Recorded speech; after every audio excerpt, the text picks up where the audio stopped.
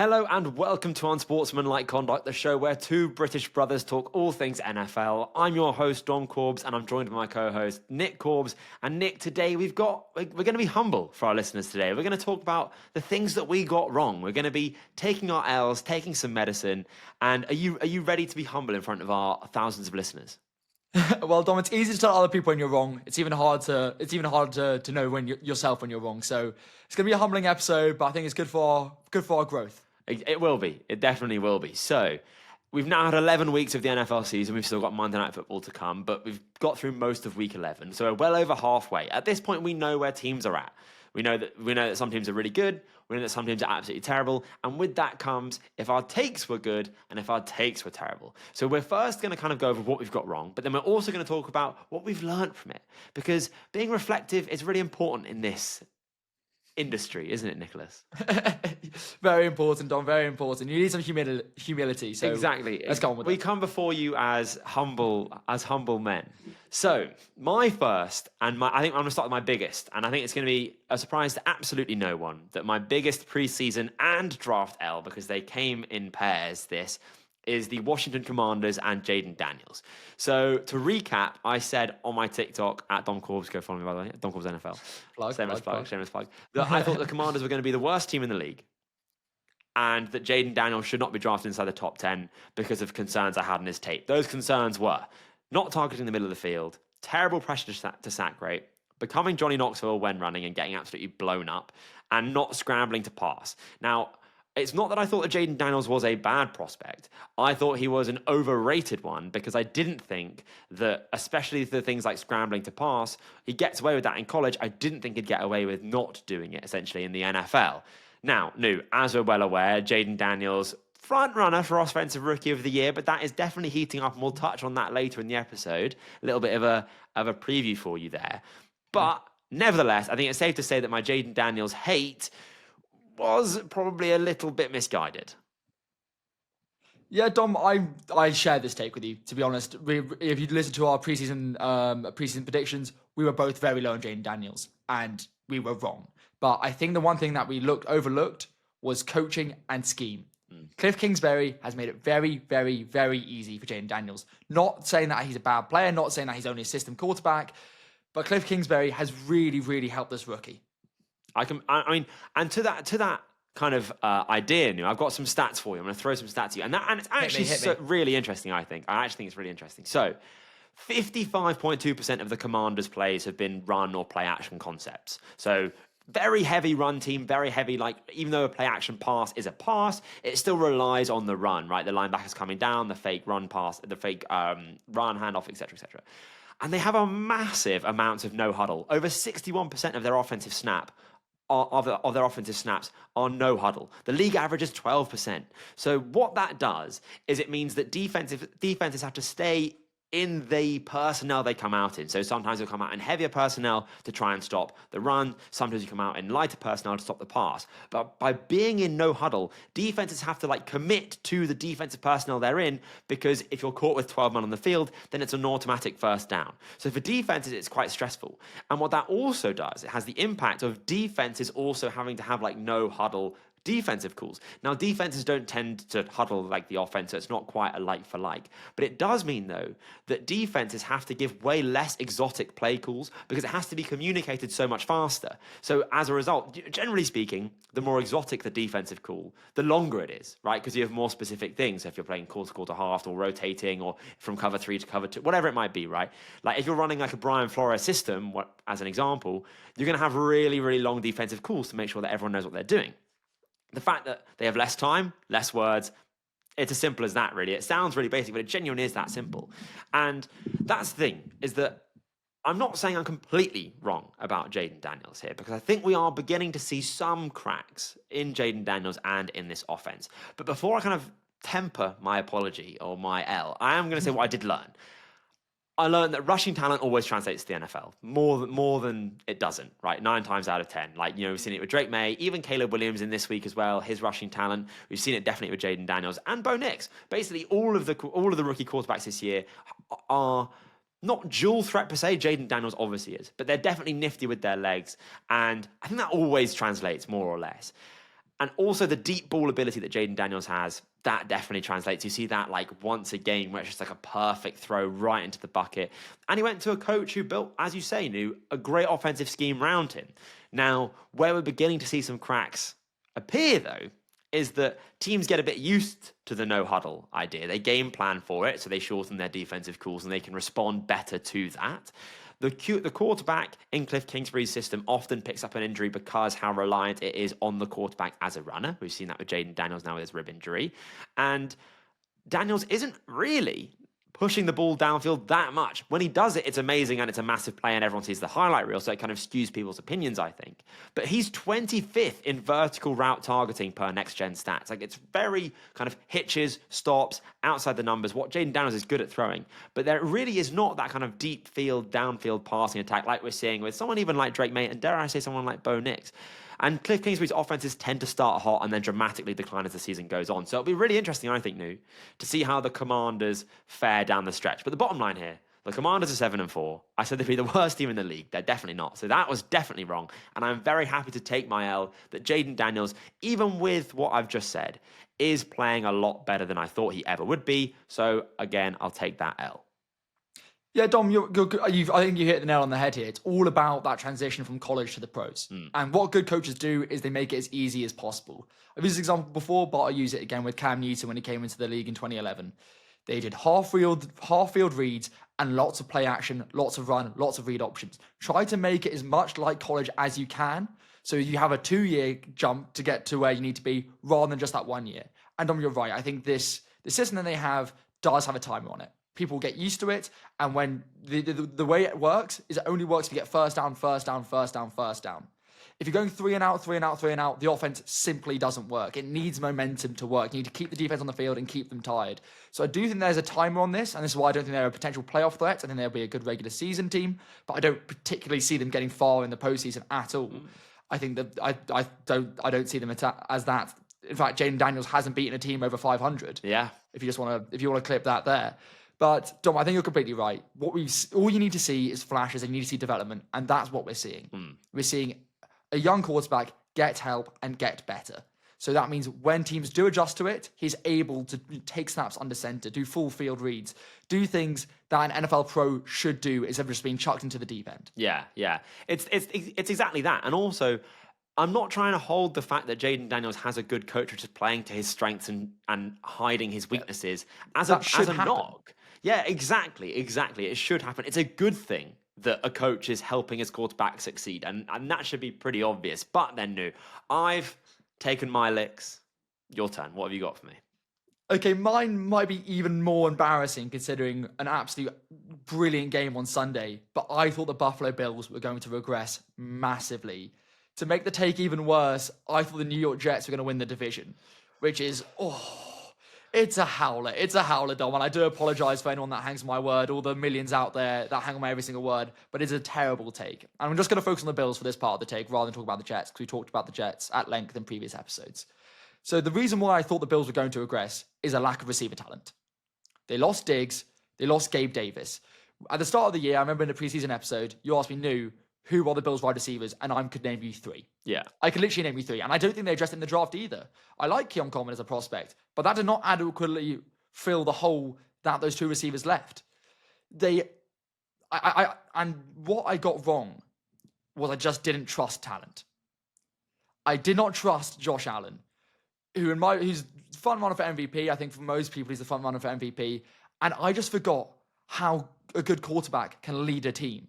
And what I would say is the difference between him and Joe Burrow, for example, who I'm not sure if we're going to talk about this in this episode. Okay, but he's has MVP stats, but obviously on a bad team, is also good coaching. Sean McDermott is a good coach. Joe Brady is a good coach, and they've got a really well-built team. They've got great defense, great safety. Taylor Rapp had a great game. Number 39, Lewis, he had an absolutely fantastic game, shutting down Kelsey. And it's just what a good teams play well, and that's what I completely overlooked. I looked for splash plays, I looked for talent, I looked for headlines, which Stephon Diggs definitely brought. And I completely overlooked fundamentally good teams, which is good defense, good offensive line, run game, good quarterback. And that's all that the Bills have. And I think that's why they are doing so well at the moment. Josh Allen, man, like I said, thankfully, this is not one of my L's because I said very proudly that I thought the Buffalo Bills being ranked like ninth in the power rankings preseason by CBS or whatever it was.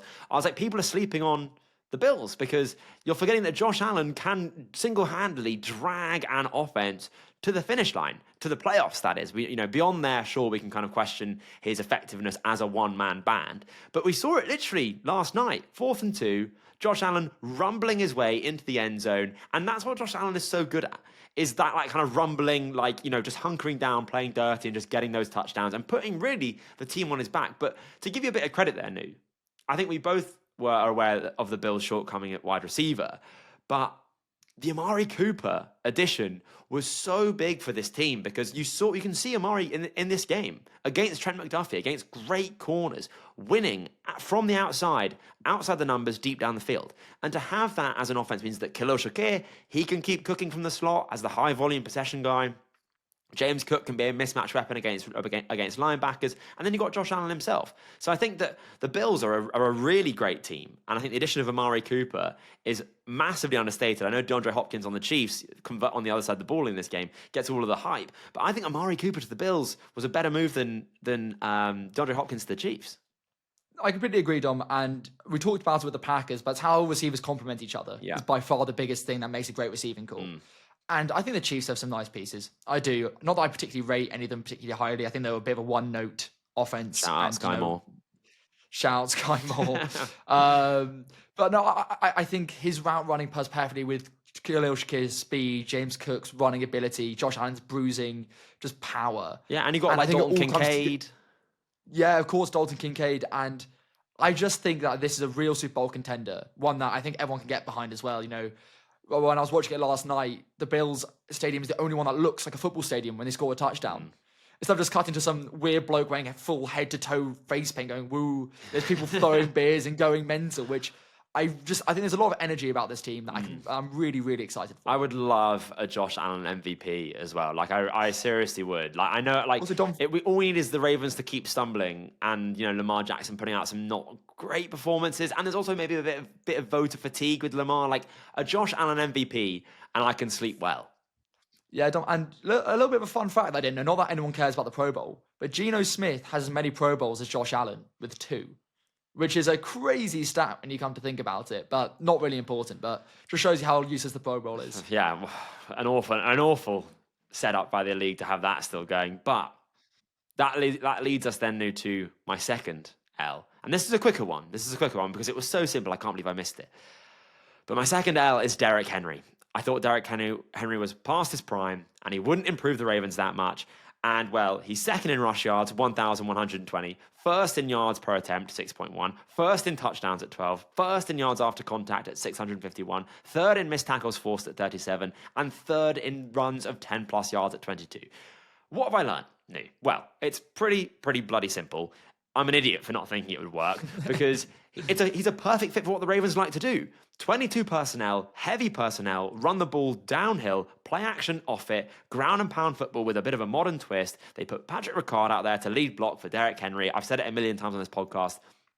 I was a fool. I'm a fool in a man's shoes right now because me thinking that Derrick Henry to the Ravens wouldn't work, it's so backward I almost can't believe I really thought it. But look, again, hold my hands up. That's a big L, that one.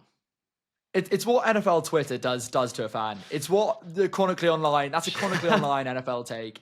And it happens to the best of us, Dom. It happens to the best of us. It's so easy to overanalyze to, our running backs. Look at the stats of running backs' age and their deterioration. Look at Zeke, who's had 9 consecutive years of declining yards per carry.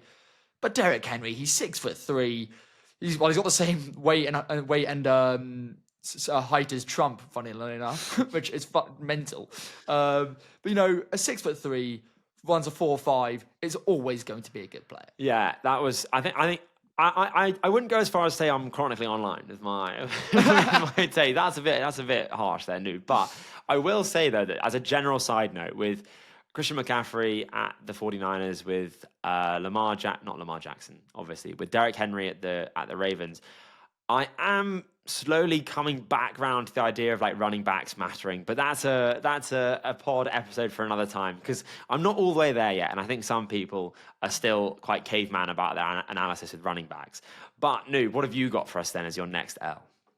So my next one, which I'm so sad to admit it, because why would I ever doubt this man? Why would I ever doubt this aura-filled man that who's descended from the heavens at Baker Mayfield? I thought he was going to be a one-year wonder, and I thought that after Dave Canales left, who's now the head coach of the Panthers, that he was going to decline. I thought Mike Evans is getting older, Chris Godwin is getting older. They don't have any running. They don't have a running game. I thought they weren't going to be able to replace that new young OC that brings life, that sort of matched Baker's vibe. And I was wrong. And what did I learn? Never doubt swag. Never doubt aura. You can never lose what you have. And that confidence, that unshakable confidence that Baker has, is something that you can't knock. And that is why he plays so well week in, week out. Whether he's popping snuzzies on the sideline or throwing 70-yard bombs. He does everything with confidence and everything perfectly. And another thing with Baker is the receivers. I thought Mike Evans, he's not going to be as good as he always is. Mike Evans gets 1,000 yards every year. Why did I think that? He's the most reliable receiver in the NFL. Chris Godwin, unfortunately, had that horrible ankle injury, but he was playing at a Pro Bowl, All-Pro level. I still think there are some questions with this Buccaneers offense, which is why I'm not still totally sold on the idea. And I don't think they're quite there yet, but I'm so sorry, Baker, for doubting you. It's my mistake. I'm sorry. No, I'll never forget one of my earlier takes that I was getting clowned for is in 2020. I think I bet on Baker to be MVP at 33-1. And in the opening game for the Browns, he threw 3 interceptions. But that's the thing. No, you're right. And I can't really know how to say it because it's so not based in any rational thought. But aura plays, man. Aura plays. It does. It does. Tell me a cool player who's not been good. Genuinely, please. Money Manziel, but he's a bit of a meme, mate. He kind of still played. Do you know what I mean? I just think with Baker, he's really settled into a team which has bought into him, which he needed. He needed that confidence boost. He's a confidence player. We've said it before on the pod, and he's playing really, really well. Even without Godwin and Evans 2 weeks ago, he's playing with a shell of a receiver core. I think they're on a bye week now, aren't they? And he's playing good football, right? Good football, and I'm really, really pleased to see that from Baker. I never quite gave up on him. I was teetering, but literally, as you can see behind me, my favorite player ever in the league. One of the players responsible for me even following the sport because I just loved him in the draft. I thought it was so cool. And yeah, I'm so pleased for Baker. But talking then, New, about a quarterback who I think has the least aura in the whole league, Russell Wilson. I do owe him and the Steelers a bit of an apology here. I thought the Steelers wouldn't be good. I said they'd go under their 8.5 win total. They're now 8-2, atop the AFC North. Russ is playing well. He's unlocked the deep passing game in particular. George Pickens, 92 receiving yards per game on average the last 3 weeks. Najee Harris, 90 rush yards per game over the last 3 weeks. They just beat the Ravens. Mike Tomlin has them cooking as per.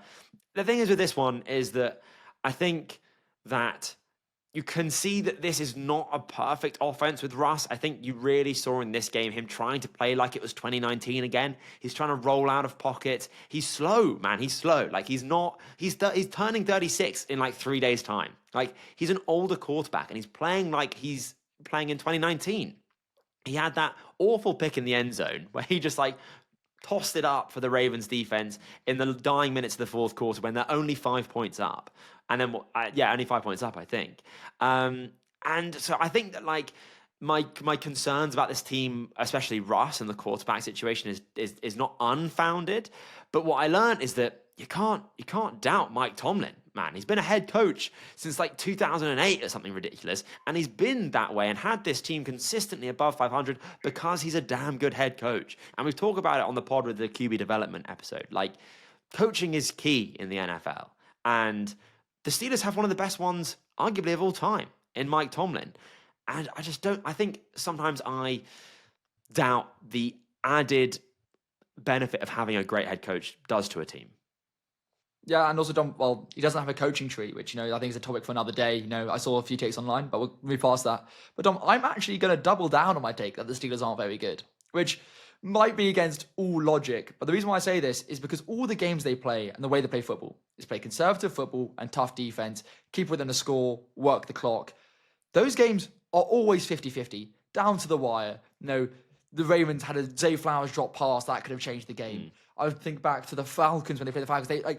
All their games are always within one score, and those games can go either way every single time. They've played the exact same for years, and this is why I know they're 8-2 now, but they could easily be 4-6 if just a couple more plays go against them, a couple more calls, one more big play. And that's why I'm still so doubtful of them. And maybe that might be wrong of me. I should probably hold my hands up and say I'm wrong based on their record.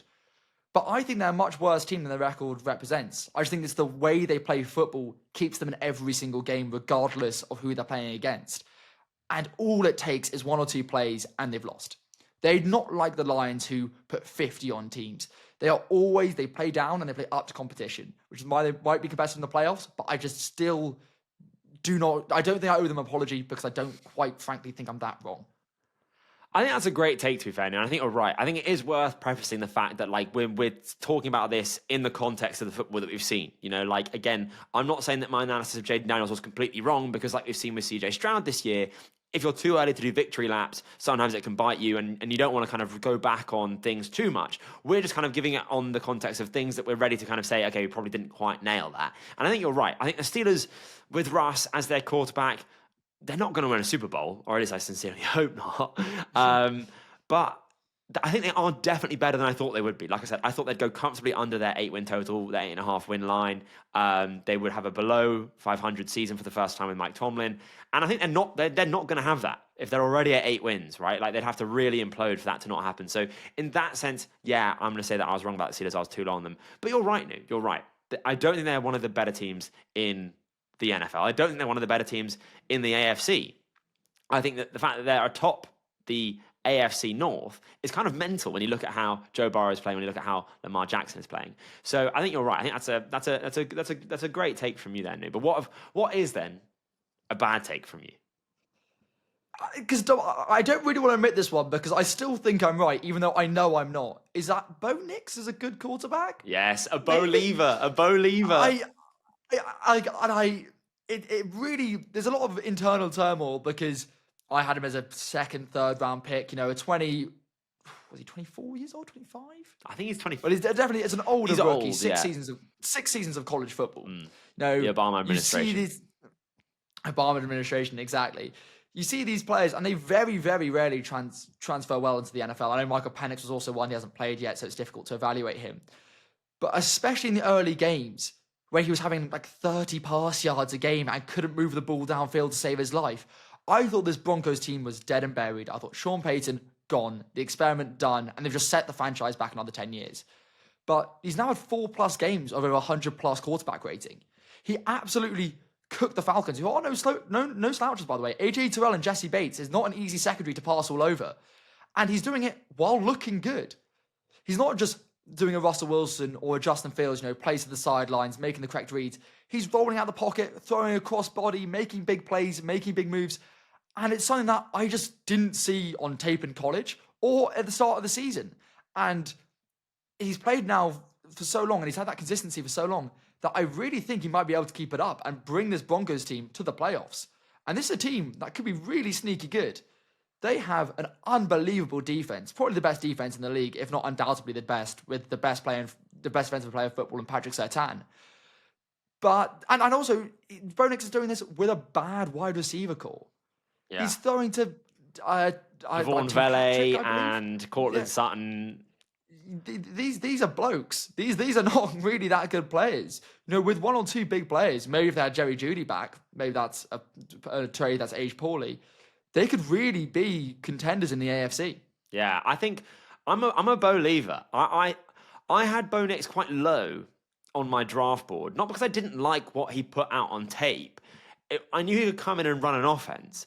It was just he needed to go to a place where essentially like Denver, really, and commit to him and with Sean Payton's system, it's notoriously really difficult when you first come in as a rookie into the league and have this really complex offensive system.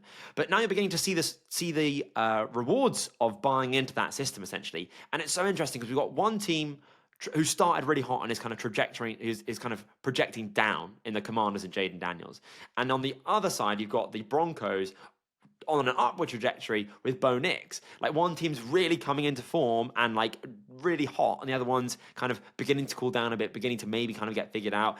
And that's why the Offensive Rookie of the Year race is kind of back open and new. I know this is an episode where we talk about our bad takes, but did I or did I not say that Bo Nix was my dark horse pick for Offensive Rookie of the Year? Oh yeah, of 2 preseason games. I'm not going to give you that. I'm not going to give you that. Shut up. No, I literally said, I said, here's my take, and I'll say it again for the listeners. I said, Paddy can clip it. Paddy can clip it. yeah, clip this, Paddy, clip this. I said really clearly, I was like, look, he's a perfect fit for what Sean Payton wants, which is not turning the ball over. He's had 1 turnover-worthy play per PFF in the last 8 weeks, okay? Not turn the ball over. He's efficient. He's got a low average depth of target for the most part, but he gets the ball out quickly. He has massively improved his pocket presence. He used to drift in the pocket, which caused him to be inaccurate. He's a good rushing threat. You saw that in the game literally last week. He's able to evade defenders and make plays while throwing on the run, and he fits what Sean Payton wanted from his quarterback. And now we're beginning to see that because of that offensive system, Bo Nix is able to elevate his play to a level which that's where I didn't see coming. I thought we would see a good amount. I didn't think Bo Nix would be as bad as we saw him in the first few weeks, but I didn't think he'd be quite as good as this. I thought he'd be kind of somewhere in the middle, like Mr. Consistent, Jared Goff-esque, but I'm going to talk about Jared Goff a bit later. That would be unfair to him to call him that now, but kind of Jared Goff of like 2 years ago kind of vibe with a bit more athleticism. But yeah, the Broncos are a really interesting team. Like you say, New, they've got a great defense. Bo Nix is hitting his stride. They have not an underrated. They have not a great wide receiver called, like I said, a 6th rounder in Devon Vele, who, by the way, is actually 26 years old as a rookie. He's the oldest rookie. Yeah, I saw that. Yeah, out of Utah. Yeah, out of Utah. Yeah. And His Mormons, man. like Marvin Mims, he's being used really interestingly. They're putting him in the backfield. He's been having big plays. I was really big on Marvin Mims coming out of the draft 2 years ago. So the Broncos are a team which is really hitting their stride, and I'll be really interested to see what they're like in the playoffs because I think they'll get there, New. I agree. I agree, Dom. I don't think there's any reason why they shouldn't be able to get there. You know, I think they can beat down on the Raiders, who else in the division, and the Chargers as well, actually, who are actually a much tougher team. But there's 2 easy wins in the Raiders, and with the new 18 playoff system, you only really need 9, and I can see them getting there pretty easily. But New, what did you learn then from doubting our King Bo Nix? I actually don't know, Dom. That's a good question because I saw what was in front of me, and I made an assessment of what I saw. Maybe I doubted Sean Payton. Maybe that could be what I learned, but he hasn't been good in a couple of years. I think they're just playing above their means. I think they've just really clicked much faster than I thought they'd clicked. And I think just sometimes you're wrong. But at the information available to me, I thought Bo Nix wasn't going to be good. And the way he's turned it around, fair play to him. He proved me wrong. But it goes against most trends that you do see in the NFL.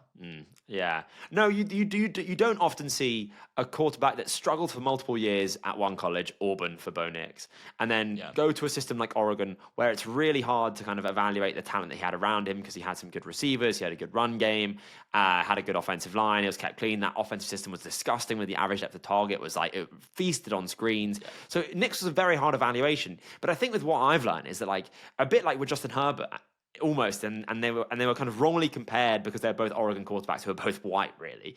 But I think it's the same as it applies to both. Is that just because you don't see it on tape doesn't mean they can't do it? If that makes sense. Like they've both played better both Herbert and Bo Nix have played better, I think, in the pros than they did in college, and that's just because it's hard to evaluate what you can't see. Essentially, to your point, New. But then I think what I'll do, New, is I'm just going to speed run my next 2, and then we're going to talk for a bit longer about my last one because my last one I think we'll have a good bit of discussion about. First speed run here for me. Jared Verse, I think he's a defensive rookie of the year lock, even with Quinion Mitchell playing very, very well. Jared Verse's tape is just insane. He looks like a third-year pro. He's sixth in total pressures at 44, 4th in win percentage at 21.1. That's above the likes of Myles Garrett there, New. And he's got 6 sacks. And I think quickly what I learned, but I had him at like 25 on my board, Jared Verse. I wasn't low on him, but I had Latu higher. Dallas Turner. Yeah, I didn't actually have Dallas him Turner high. higher, I don't think. I think Jared Verse was my second ranked edge rusher. But yeah, people had Dallas Turner above Jared Verse. What I've learned, draft power rushers, man. Power translates to the NFL. Like what I didn't really appreciate is that power is the primary move that edge rushers use in the NFL. Like edge rushers have said it themselves, like I use power, and then like a few times a game it's other moves like push pulls or swims or rips or whatever. But the point is that from power it opens up so many other counters. You've got like push pull, like I said, speed to power, which Jared Verse has used really well. Spin moves, Jared Verse has used those really well, and he just looks like a pro out there. And it's as simple as he was moving good college tackles. I can't remember who it was that gave him trouble. I think it was one of the better tackles that went in the draft. But the only person that gave him trouble was Jared Verse. And it's as simple as that. You just got to draft the good players. Do you ever take their knee on Jared Verse before I move on? No, Dom, I just want to quickly add on to, obviously, with the retirement of Aaron Donald and also the draft of Braden Fisk, who also had who's a great rookie. It just shows recreating players in the aggregate is the best way to replace high-end talent. You're never going to get a like-for-like replacement. Teams try to do it all the time. They try to chase something that is impossible to recreate. So what they did is they recreated Aaron Donald in 2 players. And Aaron Donald was as good as 2 players, and the Rams' defensive line is now one of the best young defensive lines in the league. They didn't panic. They didn't think, okay, we need to trade up and find a D tackle who's going to be Aaron Donald. No. They picked 2 good players who are able to replicate what Aaron Donald does, and it's working. Yeah, that's a really good point there, Nu. And then my second one, and this one hurts, Nu, because you know how much I was high on this team in the preseason, but the Bengals, I said they were going to make it to the Super Bowl. Now you say those takes in the preseason, you're being a little bit not melodramatic, but you're doing it to just hyperbolic. You're just giving it to make a preseason take about the Super Bowl, which is really difficult. But I did definitely think that they were going to be better than they are. They have a 4-7 record. I did not think they'd be here. But this is the thing. You spoke about it a bit earlier in the show, Nu. Joe Burrow's been playing at an elite level the last 3 weeks, but they're 1-2. Their defense is allowing 27 points per game. Burrow, this is a stat that I saw today, Nu. Burrow has lost 3 games where he's thrown 3 touchdowns, thrown for 300 plus yards, and no interceptions. That's the most losses when you put up a stat line like that in the Super Bowl era. And what I've learned is that it's brutal to be on the other side of essentially a coin toss, which can be what happens in the NFL. Evan McPherson, forgetting how to kick, essentially lost the Bengals the game against the Chargers. 1 point loss against the Ravens, an overtime loss to the Ravens, a 1 point loss to the Chiefs. And those are good teams. Chargers, Ravens twice, Chiefs. Those are damn good teams. And the Bengals really could have come out of that game with 4 wins rather than 4 losses. So it's just brutal. And a little extra special one, Jermaine Burton. I thought he was going to step up. I thought he was going to be that guy. I was really high on him. But those character issues, Nu, are just coming through in brutal ways. When both Higgins and Chase were injured, he was meant to be the star receiver, but didn't turn up to walkthroughs. He was seen potentially gambling in the casino the night before. It's a shame because he's a supremely talented player who's played at Georgia and Alabama and is now in the NFL, and he's just wasting an opportunity, which I think is just a massive shame. But Nu, our final L, and we'll have a bit of a discussion about this one, is the Detroit Lions. I said they were overrated in the preseason power rankings when they were 1-2 and the Bills were 9. I was like, it's almost the other way around. I didn't like their chances, but I think through 11 weeks, they've either looked like the best or the second best team in the league. Yeah, Dom, and also to go back to, sorry to call you out again, but if you follow Adam Corb's NFL, you'll find Mr. Dominic Corbett giving the Lions draft grade. Was it an F, Dom? Yeah. That was my. It's ironic because that was my worst take from last year was the Lions draft. The Lions, they've got me twice. Mate, don't doubt grit, don't doubt talent. And Dom, the question I asked you is, why would they be worse than last year? Yeah, Nu, great question. Basically, with the Lions, I thought that there was always the possibility that Jared Goff kind of resorts to old Jared Goff. Now, that was always quite wishful thinking, I think now looking back, because since arriving in Detroit, he's not looked like Rams Detroit. And I'll talk about that a bit later. And I thought that I almost kind of doubted the aura, if you will, the mentality really of the Lions. And that's kind of what I've learned the most, is that I was a bit of a doubter about the CEO, head coaches, right? The kind of the culture shifters. And Dan Campbell, I think, is the perfect example of a perfect coach who can bring in and bring around coaching and culture change, really, because they toughed it out the first year when they won like 2 games or whatever. And he's made all the right hires. Ben Johnson, obviously, is in his absolute bag this year, and I'll talk about him in a second as well. And he managed to keep him in there. They pay players really handsomely that buy into the system, regardless of what draft pick you are, which I think is great. Like, the players love playing for that team. The fans are back. I think really the Lions in a lot of ways this year are like the people's team. Like, they're so fun to watch. Who doesn't want them to win unless they're playing against your team? And I think, just talking about Ben Johnson then, this is the best offensive team I've seen in my my short NFL lifespan. I didn't watch in 2007 for the Patriots offense, so I can't attest to that. But this team has put up 40 points 4 times this season. 42 against the Seahawks, 47 against the Cowboys, 52 against the Titans, and 52 against the Jags. Ben Johnson is in his bag, man. They've run like what? 3 hook and ladder. They've run like 3 hook and ladder plays this season. Like, they had 52 points in 9 drives against Jacksonville. Touchdown, touchdown, touchdown, touchdown. It was incessant. And what I love about Ben Johnson is that some offensive coordinators like to hold back their plays, keep them up their sleeves for when times are tough and you got a must-score drive inside 2 minutes with no timeouts, and that's when you kind of unveil your bag of tricks, right? Think the Chiefs with the wasp to Tyreek Hill a few years ago, right? But Ben Johnson wants teams to have to prep for everything. That you can't bite down on a hitch route too quickly in case Amon-Ra St. Brown pops it on a hook and ladder to Penei Sewell. Like, it makes everything so hard to defend against. And from that, you can guarantee that he is going to set up a counter to the hook and ladder. Like, there's going to be like a fake hook and ladder at some point this season, and it's going to, or something crazy, and it's going to bust open a massive play. And it's because Ben Johnson is so aggressive with his play calling, and it makes him and the team just so much better. But no, this team is 11th in point differential since 2000. They are first in yard margin since 2000. Like, the Lions are just on fire, man. The average offensive drive is 72 yards. Yeah. That is unheard of. They got the fourth best point differential in the 2010s, and they're halfway through the season. What I love about this Lions team so much is they don't beat teams. They destroy teams. They grind them into the ground. You saw it with the Cowboys when they're trying to get a tackle to score. Even when Hendon Hooker comes in, they're still pushing the ball downfield. They're not going to do HB dive. There's no mercy clock in the NFL, and they know that. The Lions have been on the other side of ass whippings for generations. Think about Dan Orlovsky running through the back of the end zone. 0-16. This is a factory of sadness. And now are they good? They think they're going to let up? No. They are pushing and pushing and pushing. And that's what I love so much about them. And Dom, you can say about Ben Johnson and Dan Campbell. What I love about Dan Campbell is he knows he's a culture coach. I remember when the Giants hired Joe Judge, he gave a similar speech to Dan Campbell, be like, this is New York, we're tough, we're gritty. No, you're a special teams coordinator who thinks he can call plays. That's not a culture. He lets Ben Johnson do his thing, and that's why Ben Johnson didn't leave.